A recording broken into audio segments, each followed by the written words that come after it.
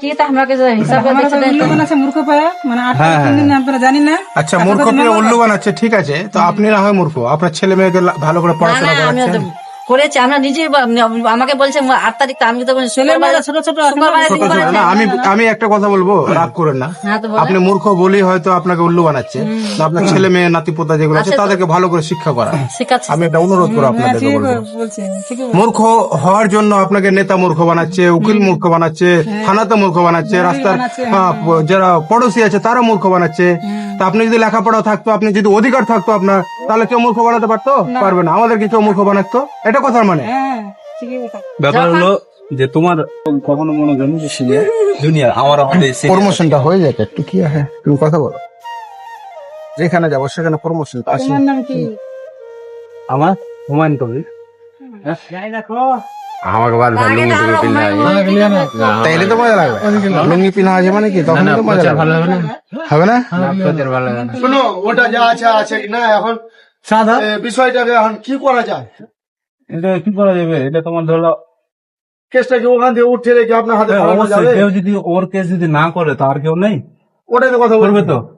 এবার দেখা হলো যে কোনো লোককে যে তোমার মাসে দাদা 15 শোনো, দিনে কথা 10 হলো দিনে এই যে এটা, harassment আমি করছে। যেটা কথা বলতে চাইছি, বাদের পার্শ্বে বাড়ি মানে বাদের পেটে বাড়ি, দেখতে টাকা পয়সার খুব সমস্যা, গরিব মানুষ হুম এই যে ছাগল বকরি গরু পুষে হয়তো করছে, হুম হ্যাঁ, এরকম অবস্থায় এরকম সিচুয়েশনে আপনার এরকম একটা হয়ে গেছে, মানে কাজটা করতে হবে, এই কথাটাই বলছেন তাই তো? মানে স্বয়ংক্রিয় ভাবে মানে অল্প টাকার মধ্যে বা হয়তো বিনা টাকার মূল্যে কি কিছুটা কি করা যায়?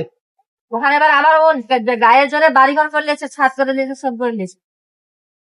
আমাদেরকে বলছে ওখানে ওখানে কোনো পুলিশ যায়নি, ইঞ্জেকশন কোনো অর্ডার ফার্ডার কিছু হয়নি? ইঞ্জিন বলে পাওয়া যাচ্ছে না বলছে। আমরা করেছিলাম কি দেখেছে 144 করেছিলাম, হুম 144 ভেঙে দিয়েছে ওই, এক মাস ভেঙে দিয়েছে?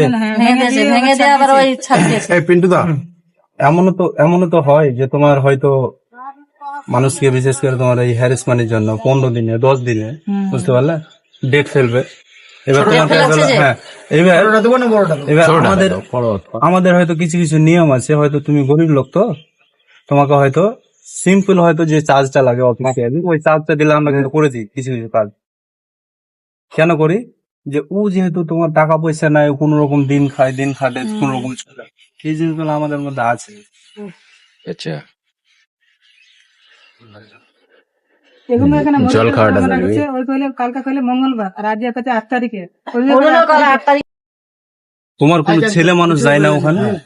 আমার মানে আমার স্বামীরা এক কথায় কি একদম সিধা সাপটা কথা বলতে ওরকম পারবে না। ভাইরাল হবে ওই জন্য তো গ্যাস সিলিন্ডার পেয়ে গেছি, ওটা পেয়ে ভয় দেখাচ্ছে না? হ্যাঁ উল্টা ভয় দেখাচ্ছে আর বলছে যে আমার সঙ্গে বলছে যে ওরা মারবে আমাদেরকে, আমি যদি তোদের আমরা সিলিন্ডার পেয়ে গেছি। ওরা তো দেখি মানে আমরা নিজে গায়ে জোরে ওই মারা দিলে হলো।